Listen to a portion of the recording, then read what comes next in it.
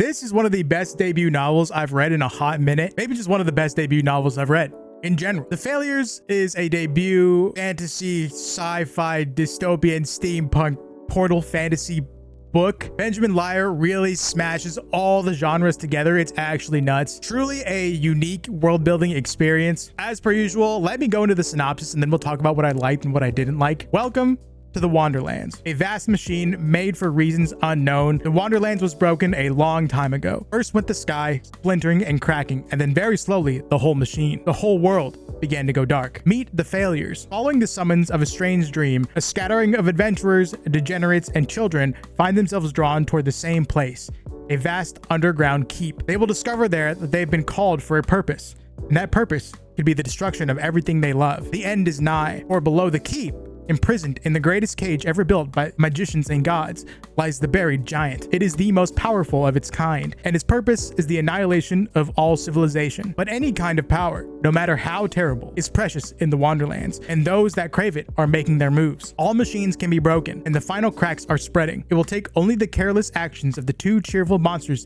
to tip the Wanderlands towards the endless dark, or help it find its way back to the light. Now let's first talk about the things that I liked. This will be a spoiler-free review. We got world building. Actually kind of confusing, but you can tell it's really thought out. And the more confusing the world building is at the start, the better the payoff is gonna be once you understand it all. It's amazing. There is a deep history to the Wanderlands. You know, we have a giant who cracked the sky. We have a mountain, which the remnants of humanity live in. At the bottom of the mountain, we have the keep, which guards the giant's prison. We have villages up the side of the mountain, like halfway up it. And then we have a city on top where wizards used to live. And then we have portals from another world, which bring monsters. And then outside the mountain, you have dying cities barely surviving on their dying lights. We have factions of wizards, silver workers is what they're called, I think. Twist crafters. It's like another type of magic, I think. You have immortals, you have gods, you have immortal children, you name it, it's there. There's a crazy amount of lore that has not been told to us yet. It's actually phenomenal. One of the most heavily world-builded debuts. It might be the most world-built debut I've ever read. I'm trying to cycle through everything, and I cannot think of a debut novel that has had more world building than this book. If you are a world building nerd like me, you are going to absolutely fiend for this. It's a very complex world and a very confusing world, and he doesn't just straight up tell you shit sometimes with regards to his world, like what the hell silver is and what the hell twistcraft is. Actually, he might have, but I might have just like not been able to comprehend it.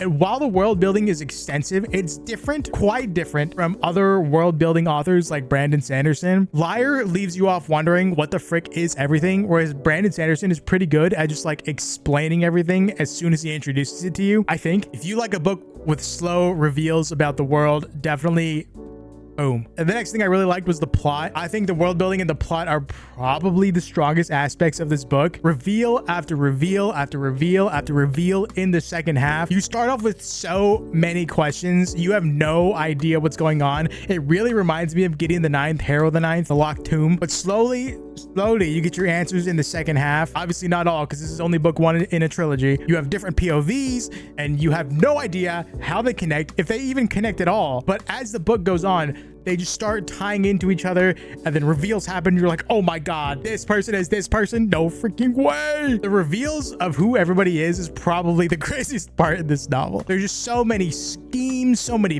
plots, and it's very clear that everybody knows way more than our main character. And I really do enjoy books like that. I would rather our main character know nothing along with the reader, instead of our main character know everything, but just refuse to say anything to the reader. This is just an infinitely preferable scenario. It was insane. So many twists, so many wide moments. That's crazy. I would say not like the 200-page mark, maybe the 300-page mark. I was actually really locked in. So if you like plot-heavy books, definitely give this a try. Now on to some things that I wasn't the biggest fan of. The first thing and the main thing is the character work of our main character. But I'm gonna make my rule that I thought was ironclad and say that the plot and storyline kind of makes up for our slightly just like okay kind of cast. And I never thought I'd say it. How many times have I said it on this channel? God tier characters can make up for a boring storyline, but I don't know, dude. In this book, the plot line really is amazing, and it does make up for the just okay characters, the cast. Our main POV, the biggest POV POV, I'd say, is a character that I really struggled to be attached to. If I was attached to our characters, it was probably the side cast, and especially in the latter half of the book. There's one character that I thought was really interesting, and I did enjoy the chapters when I was reading them, but at the same time, I hated him because he was so freaking annoying. He kept pissing me off. I think that means the character is written well to evoke such a strong reaction in me. If I was attached to anybody in this series the most, it would probably be James and Gunnar and Jackie, I think. I'm not saying they were bad. I'm just saying that they